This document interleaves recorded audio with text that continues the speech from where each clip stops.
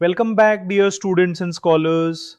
We are continuing ASC 326, and this video moves into the special application areas of the CECL model. In video 2, we measured expected credit losses using the standard allowance engine. Now we will handle purchased credit deteriorated assets, off balance sheet credit exposure, credit enhancements, collateral dependent assets, write offs, recoveries, and policy elections. These topics are where the rule becomes more practical and also where exam traps start smiling at us from the corner. Let us locate where we are in the series. Video 1 introduced the scope and model shift. Video 2 built the CECL measurement engine. Video 3 applies special rules for situations where a simple loss rate method is not enough. The same expected loss mindset continues, but the facts change the accounting gate. So, the goal today is not to replace the model. The goal is to know when special treatment is required and how to apply it without mixing the rules. Here is our learning path. We start with PCD assets, which means purchased financial assets with credit deterioration and the gross-up model. Then we move to off balance sheet exposures, such as unfunded commitments that can create liabilities. After that, we cover credit enhancements, collateral dependent assets, and the special measurement route when foreclosure is probable. Finally, we close with write offs, recoveries, accrued interest, and a mini case that ties the numbers together. This spatial application map shows why the video needs its own space. PCD assets have acquisition date gross up accounting. Loan commitments and standby exposures can create balance sheet liabilities even before cash is funded. Credit enhancements may reduce expected losses, but only within strict boundaries. Collateral dependent assets may use collateral fair value as the measurement base. Write offs, recoveries, and accrued interest affect the allowance roll forward and policy choices. Special facts change the route, but they do not remove the need for disciplined expected loss evidence. APCD asset is purchased, not originated by the reporting entity. It is measured at amortized cost, and its credit quality has deteriorated since origination by more than an insignificant amount. That last phrase is important because small or trivial credit changes do not create PCD treatment. The purpose of the PCD model is to separate expected credit losses from purchase discount economics. In simple terms, we do not want credit deterioration hiding inside yield. The PCD Gross-Up Model is the central idea. At acquisition, the buyer estimates the expected credit loss and adds that allowance to the purchase price to determine the initial amortized cost basis. This creates the gross up. The important result is that the initial allowance is not recorded as day one credit loss expense. The allowance is established through the balance sheet, not through the income statement. If you remember one thing from PCD accounting, remember this: gross up do not expense on day one. Now let us apply that idea using Regal Bank in 2027. Regal buys a loan with an unpaid principal balance of $900,000. It pays $760,000. The initial expected credit loss is $90,000.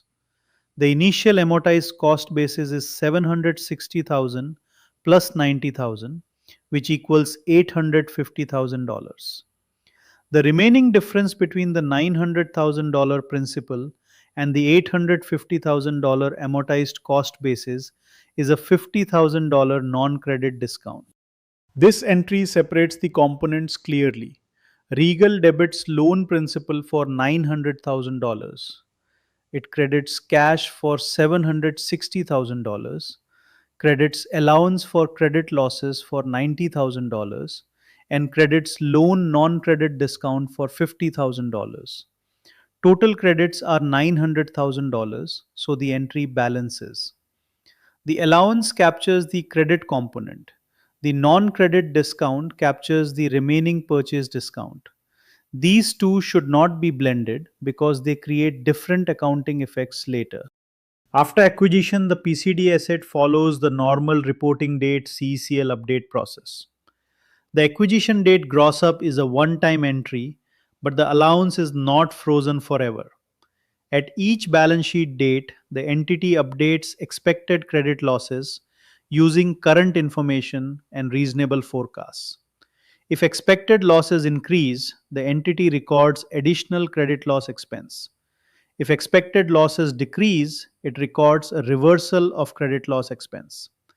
If risk characteristics change, the entity may need to reassess pooling or individual evaluation. Now we turn to interest income on PCD assets. The initial credit loss allowance is not day one expense, and the credit related discount is not accreted into interest income. Only the non credit discount is accreted over the life of the asset.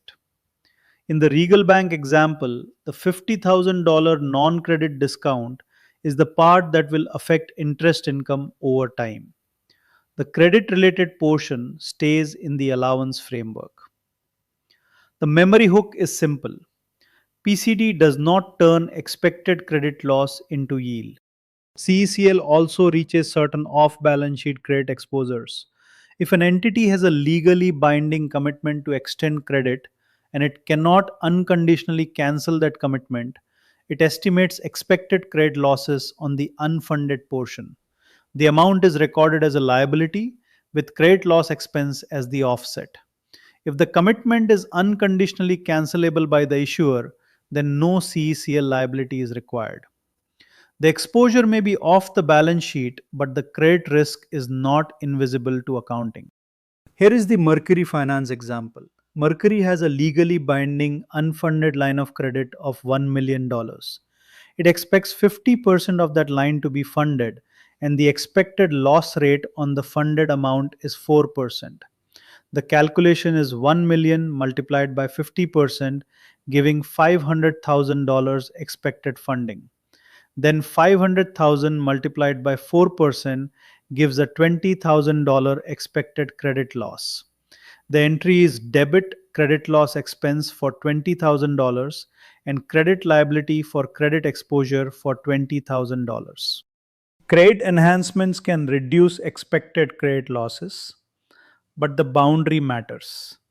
The entity may consider the financial condition of a guarantor, the guarantor's willingness and legal obligation to pay, subordinated interests that absorb losses before the entity's position, and enhancements embedded with the asset. However, separate freestanding guarantees are not combined with the asset in the CECL estimate. This prevents the asset's expected loss estimate from being mixed with a separate contract that has its own accounting. A collateral dependent asset is one where repayment depends substantially on the operation or sale of collateral. When the borrower has no realistic way to repay except through the collateral's fair value becomes central. The entity stops focusing mainly on borrower cash flow forecasts and focuses on the recoverable value of the collateral. If the asset will be sold, cost to sell may reduce the recoverable amount. Collateral is not decoration in this analysis. When the asset is collateral dependent, the collateral can become the whole measurement story. When foreclosure is probable, ASC 326-20 requires the collateral fair value route. The entity identifies the collateral dependent financial asset, determines whether foreclosure is probable, uses the collateral's fair value, and deducts estimated selling costs when applicable. The recoverable amount is collateral fair value less selling costs if sale is expected. The allowance is the difference between the amortized cost basis and that recoverable amount. This is not an optional shortcut when foreclosure is probable. It is the required measurement route. Now let us calculate the North Pier lending example. The loan has an amortized cost basis of $600,000. The collateral fair value is $530,000. Estimated cost to sell are $20,000. So recoverable collateral value is $510,000. The expected credit loss is 600,000 minus 510,000, which equals $90,000. The allowance must be set to $90,000, so the net carrying amount equals the recoverable collateral value. Some loan agreements require collateral maintenance. That means the borrower must post more collateral if the existing collateral falls below a required threshold. If the entity reasonably expects the borrower to keep replenishing collateral, ASC 326 20 provides a practical expedient. The entity may compare the amortized cost basis with the fair value of collateral instead of running a full probability weighted cash flow model. If the collateral is sufficient and replenishment is expected non payment may be zero, so no allowance is required. When an entity decides to sell loans that were previously held for investment, the accounting route changes. The loans move to held for sale classification. Once that happens, loan sale and measurement guidance becomes the main framework, often involving lower of amortized cost or fair value logic. The CECL allowance model is no longer the primary measurement framework for those loans. However, if an amount becomes uncollectible before sale, write off guidance still matters. The key point is that management's decision to sell changes the measurement route. Write offs and recoveries complete the allowance cycle. If the entity determines that a balance is uncollectible and there is no reasonable expectation of recovery, the asset must be written off in a timely manner. The write off reduces the allowance directly, usually by debiting the allowance and crediting the loan or receivable. If cash is later recovered on a previously written off amount, the recovery increases the allowance. But recoveries cannot exceed amounts previously written off or expected to be written off. The allowance is disciplined, not a place for optimistic surprises. Accrued interest receivable has its own policy election. When accrued interest becomes uncollectible, an entity may reverse interest income, recognize credit loss expense, or use both approaches when appropriate. The key is consistency at the relevant class of financial asset or major security type level. This is not a loan by loan preference chosen whenever the result looks nicer. Policy elections must be applied consistently and supported. In accounting, consistency is not just a virtue, it is often the difference between a policy and a problem. Here are the major traps from this video. Do not expense the initial PCD allowance at acquisition. Do not ignore legally binding unfunded commitments just because they are not yet funded. Do not combine the asset with freestanding guarantees when estimating CECL. Do not use the general CECL model when foreclosure is probable on a collateral dependent asset. And do not delay write offs once there is no reasonable expectation of recovery. These mistakes look small individually, but together they can seriously distort both assets and income. Now solve the mini case. The PCD loan purchase price is $760,000 and the initial expected credit loss is $90,000. The unfunded commitment is $1 million, the expected funding rate is 50%, and the expected loss rate on the funded amount is 4%. Your first task is to calculate the PCD initial amortized cost basis.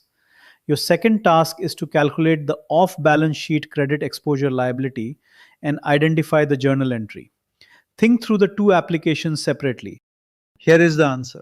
For the PCD asset, initial amortized cost basis equals purchase price of $760,000 plus initial allowance of $90,000, giving $850,000. No day one credit loss expense is recorded for that initial PCD allowance. For the commitment, expected funding is 1 million multiplied by 50% or $500,000. 500,000 multiplied by 4% gives a $20,000 liability.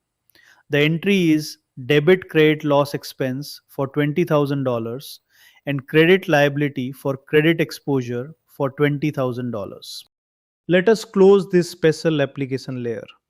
PCD assets use acquisition date gross up accounting with no day one credit loss expense. Legally binding unfunded commitments can create a liability and credit loss expense. Embedded credit enhancements may reduce expected losses, but freestanding contracts are evaluated separately. And when foreclosure is probable on a collateral dependent asset, collateral fair value drives the allowance. If this lesson helped you, please like the video, subscribe to the channel, support the course, and share it with colleagues learning US GAAP. In the next video, we move to available for sale debt securities under ASC 326-30.